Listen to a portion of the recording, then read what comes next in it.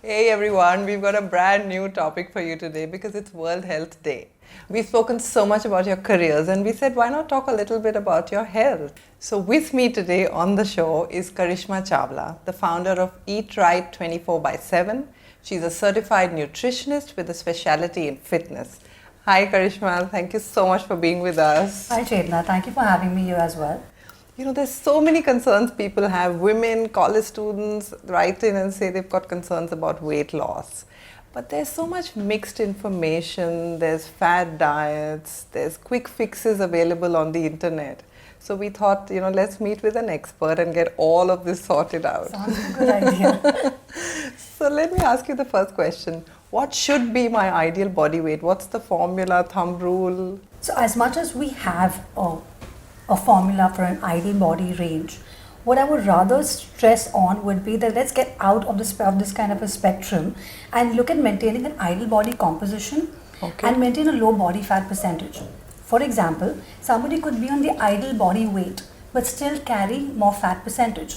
That means you're prone to diabetes, you're prone to PCOS and obesity, right? So the idea is that you maintain a good body composition, maintaining a good muscle tone and low fat percentage. So Karishma, carbs have been the proverbial black sheep of the weight loss family. So should I be cutting my carbs in order to lose weight? So the idea is actually emphasizing on the right quality carbs. So for example, if your meal consists of good carbs, which could be a jowar roti or a bajra or even a bowl of oats or a bowl of quinoa with sauteed veggies, it's not going to lead to fat gain. But whereas in case you're having a carb meal which is mixed basically of white rice or you take a rumali roti, yes of course, that would lead to fat gain. So there are two things to take in mind. First is change the quality of the carb and make sure you keep a right amount of serving depending on your body type. So for example, if you are on a fat loss plan, you can't be eating 2 servings of carb because that would increase the carb load and via the fat gain. So you could probably incorporate one carb meal along with some protein and fiber to actually have a complete meal for your lunch or dinner. And there's this thing about not eating after 8 o'clock in the night, etc. So how does that link in with this? So the idea is what you should be eating 2 hours before bedtime. So it is not about that you cannot eat, it's about what you eat. It's the right quality of food. Now for example, if you feel like eating say a vegetable sandwich at around 10 o'clock in the night, and you got to ask yourself, am I going for a run post this? Am I going to stay up till 3 in the mid-morning actually going to be working? If the answer is no, ask yourself, where are these carbs going to go? Carbs are a source of energy. If that energy is not going to be expended, it's going to be stored as fat. It's science. So should you be eating a carb meal just before you sleep? The answer would be a no. Second, again, it depends upon your body type. Now we have 3 body types. We have an ectomorph, mesomorph and an endomorph. Endomorphs are those people who have the ability to put on weight faster. So for endomorphs, it's a complete no-no.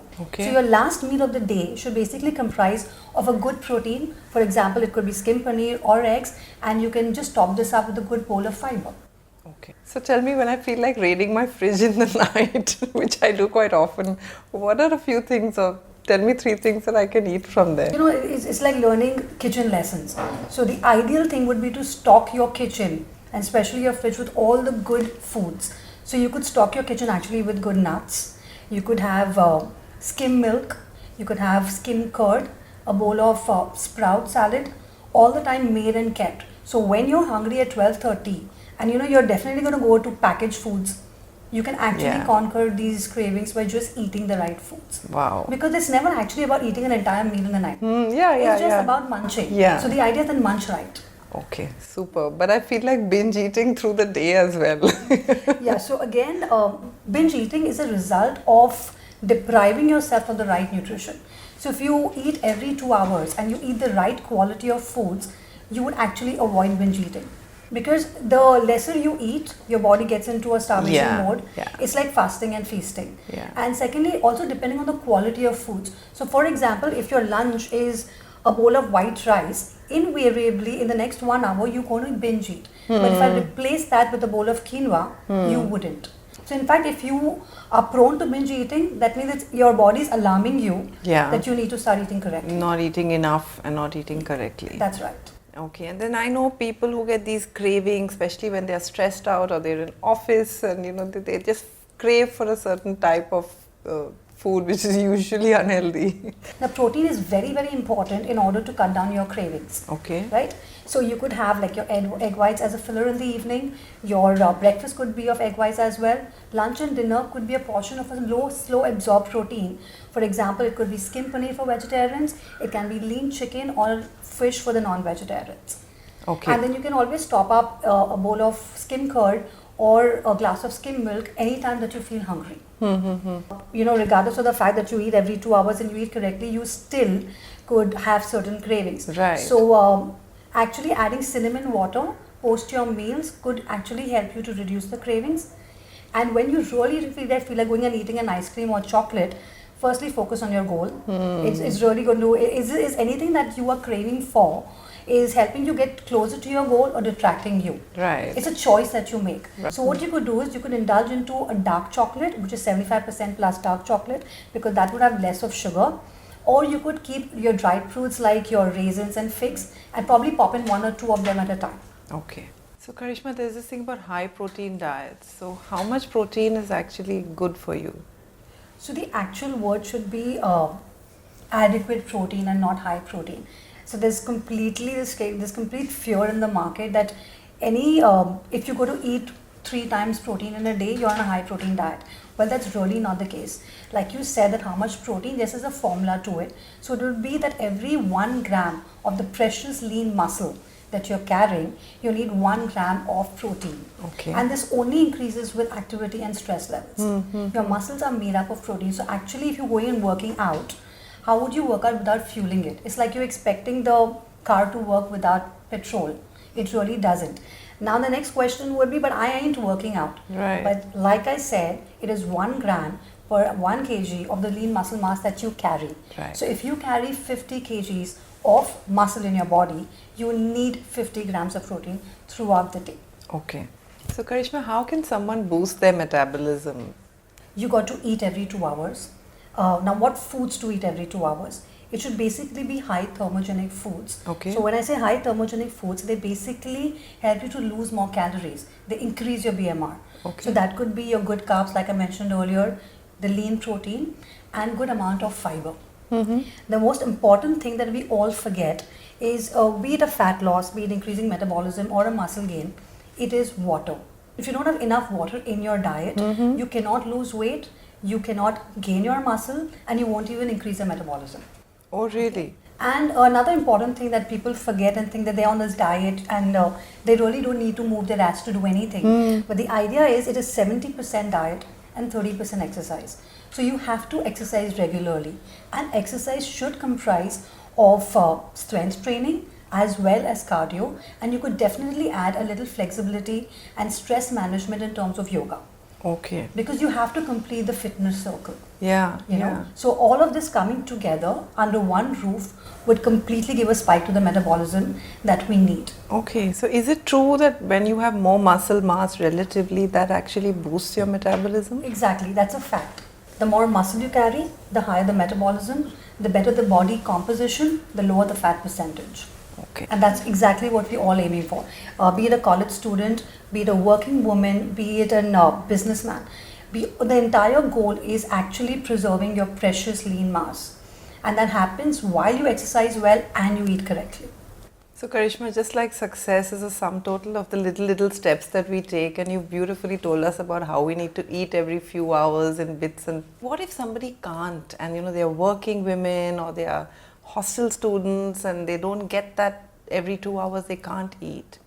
Can we say something That's a very good question, because you're using the term, what if they can't eat? So I would say drink supplements. Okay. So for example, if you are in a meeting in the evening and you obviously cannot sit down and have your filler like egg whites, right, if it's probably in your plan, you could actually get a whey protein powder, put a little water in it and drink it up. So that would definitely be better than you actually skipping a meal. Because skipping a meal would actually put your body into a starvation mode, right, and decreasing your BMR, which is definitely not our goal. Right. And so the idea is, if you can't eat, please drink.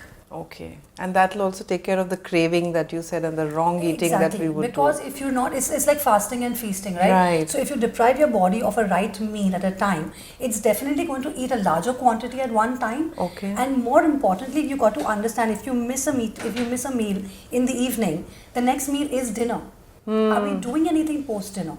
No. No. We're always going to be watching TV, relaxing with our family and sleeping. Yeah. So we really don't need that binge, fast and feasting. Okay. So the idea is actually you got to indulge into the right supplements. Right. So talking about the right supplements, I think there's so much information available, but if you cut Correct. through all of that, could you help us to understand So this? the actual definition of a supplement is anything that aids your nutrition plan.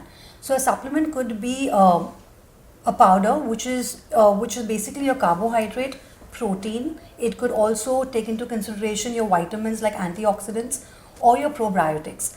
Now the idea of supplements is basically it helps to enhance the quality of your life and it prevents deficiency. So like I explained, you rather indulge in a protein drink over skipping a meal. So there is a lot of the controversies that are happening in the market which talks about supplements and people are scared. Now the idea is whey protein, which is the most talked about, is actually the most natural thing that we have. Okay. The highest source of whey is mother's milk. Now how natural could you go? Then people come up to them, but they have a lot of preservatives and they have a lot of other things. But then, these are the same people who probably go out every weekend and they indulge with their friends having a drink. Right. Now, alcohol is a foreign body to the liver. So, why blame the protein? So, the idea is that you drink right, drink correctly, and if you still don't understand, meet an expert and figure what exactly supplements are. Karishma, one common sort of thing plaguing women is PCOS these days. And there's this notion that if I have PCOS, then I can't lose weight. So is that true? So the good news is that yes, you could still lose fat. So the only two things that really anybody who suffers from PCOS is important for them to do would be a lifestyle management. Okay. So when I say lifestyle management, you're actually breaking it down to diet and exercise. And you also need to see an endocrinologist in case you need your diet and exercise to work in conjunction with some medication. Right. And second important thing is discipline. Because if PCOS is uncontrolled, it can lead to diabetes, obesity, and also infertility. Which none of these things are welcomed in anybody's life. Right. So the idea is get onto a right lifestyle management along with a good discipline and you'll be sorted. So can we give like quick 3 guidelines for a woman watching the show? Absolutely. So the first thing would be actually to monitor the quality of the carbs. Right. So it would again be ingesting the good carbs, for example your oats, quinoa, jowar, bajra over white rice or your refined flour like maida.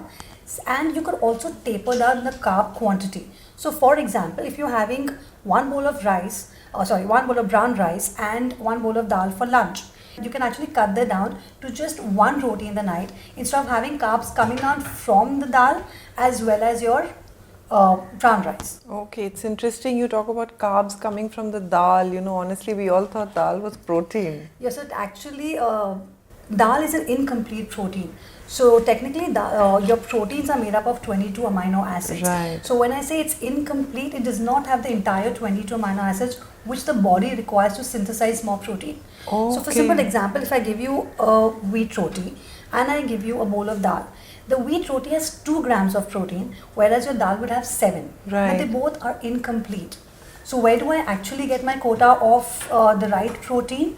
That would be your milk and milk products. To be more specific, skim milk and skim milk products. Right. And skim paneer definitely comes in. And your lean meats would basically chicken, fish and egg whites. Okay. Okay, that was really helpful. So coming back to your second tip. So the second tip would basically go that you need the right kind of oil in cooking. So the best oil for any PCOS client would be the olive oil. Okay. And not more than 2 to 3 teaspoons in the entire day. And you could top this up with an essential fatty acid, which is your omega-3. So for all the non-vegetarians, you could go for the fish oil cap or like 3 times fish in dinner. And the other thing could be flax seeds. And the most important thing, the third thing that would be, it would be to exercise regularly. Right. Now, a lot of PCOS clients think that they should not be weight training because that would land up building more muscle and they would look more muscular. But the idea is if you do not weight train, then we are not going to increase the metabolism in order to lose that fat percentage, which is absolutely imperative for people who have PCOS. Okay. So again, it can be a mix of cardio, which is your aerobic exercises, along with some kind of strength training. So in case, even if you can't just start weight training in the beginning, you could still do some strength training with your own body weight. Okay. But training is a very essential part for PCOS clients. Okay. So talking about weight training, there's also this myth or notion, let me say, that if you have a thyroid problem, you can't do strength training. How true is that? So it's actually incorrect that that you can't weight train, when you have thyroid. Now the idea is when you have hypothyroid, that is basically when your thyroid gland is not functioning well. Right. So essentially when your thyroid gland is not functioning well, it's lowering your BMR. And what is the goal of the body? It's always to keep yourself in high BMR state, right? So that essentially happens with weight training. Okay. So for example, if you indulge in a cardio session, your BMR will increase only for that 1 hour and 45 minutes hence. Right. But when you indulge yourself in a weight training session, your BMR is increased or remains high for the next 8 hours. It's actually 24/7 calorie burn. Wow. So should you actually eliminate weight training for thyroid? The No. answer would be no. So you mentioned olive oil, interestingly, but there's so many oils available and which are sort of, they proclaim themselves as low cholesterol oils like sunflower oil, there's safflower oil, there's so many of them. Could you decode this whole oil story for us? Right. So that's what's floating in the market is that the sunflower and safflower oils are zero cholesterol oils. But the whole idea is that we all need to understand that all the oils are zero cholesterol. Okay.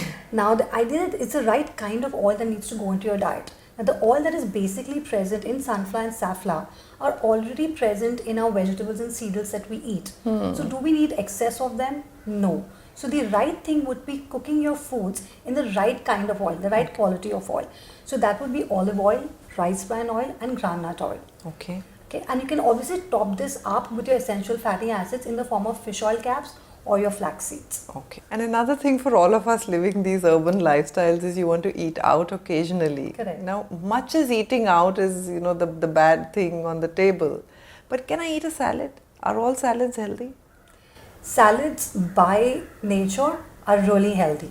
They are the best form of fiber that we have. It's the way we make it or the way we consume it is a problem. So when you're making salads in the house, you could basically use a low-fat dressing which comes from your low-fat curd. You could use vinegar, lime and top them up with herbs and spices. Now when you're out and you're eating a salad, you got to remember that any salad that is pre-mixed with the dressing will have 4 tablespoons of fat. So the entire good idea would be to call for the dressing on the side and not to consume more than 2 teaspoons of them. Okay. So Karishma, some people resort to fasting in order to lose weight. So what are your thoughts on that? So fasting basically puts your body into a catabolic state. That is, your body is breaking down its muscle in order to basically use it as energy. And from the time we started our show, we've been talking about how important it is to actually preserve this precious muscle because that is your marker for high metabolism. Right. So fasting is a complete no-no. Okay. Now, but of course, if somebody is completely a junk eater, okay, obviously for that 1 day fast of them is only going to make them feel better. Right. But I would rather say instead of completely going on a fast for the entire day, you indulge into the right foods again. Right. So you get out of your processed, your junk foods, you give yourself a good detox day which could comprise of your good fruits, vegetables, salads, vegetable juices and you could feel lighter. Fantastic. But fasting would definitely be a no. Great. And you mentioned detox. So what are the signs? How do I know whether my body needs a detox? Your body is just amazing. It will exactly tell you when it needs or feels something. So the usual 5 symptoms that we could actually place would be mood swings, acne, inability to move, fatigue and sluggishness. And all of these 5 was enough reasons for it where a body is shouting and screaming and telling you, please feed me with good foods. Okay. Because you've abused it for a very long time. So tell me, there's this thing about waking up every morning and standing on the weighing machine. So how often should I be weighing myself? Ideally once in 15 days. Okay, and in case you, for example, if you have like a 20 kg fat loss to do, you could still go up to 7 days, anywhere between 7 to 15 days. And the ideal thing would be to actually keep a food journal. So when, for example, if you have 5 meals in a day, that means 35 meals in a week. So if you actually write it down, every time you binge eat all the good meals, itself keeps a self-check. So I would rather say emphasize on a food journal than going crazy about and weighing yourself every day. Okay. So for people watching the show, is there an ideal number of kgs that they should be losing every month? So a certain amount of kgs would be a textbook figure. Fat loss can be accelerated with intense training and a powerful diet. And what we need to remember that fat loss is dependent on many factors. So it's your age, gender, body type, muscle mass and your medical history. So how can we actually say that you need to lose this many kgs? Right. What is important to do is the way you feel. It's how you feel. You rather monitor that. So you rather look at that as a marker than looking at the kgs, because you shouldn't let a weighing scale define your fitness levels. And there's another last sort of question that I want to ask you is, we go down this path and then we get stuck somewhere, we hit a plateau. Correct. And those last few kgs to my milestone, or you said don't look at kgs, but I'm saying just that little bit of that last milestone I don't seem to be able to meet. Correct. So it's actually human nature, that we achieve a good amount of a goal, a good percentage of a goal, we tend to get laxed. So when the word plateau comes in, that's the very minute that you need to redefine your goal or motivate yourself enough to sustain that plan. The only way to surpass this time period is not to give up. Essentially there's only one difference between winners and failures. Winners do not give up. Wow. So the idea is you do not give up on your goal because of any of these small little things. So if you work with passion, practice and perseverance, you will never hit a plateau. So thank you so much, Karishma. It was absolutely wonderful having you on the show. Likewise. And for all of you watching, we never promised it's going to be easy, but we promised it's going to be worth it. So if you have any more questions, queries, you want to write in and say, please cover this in future, comment at the bottom of the video and press that little subscribe button at the bottom, and happy watching.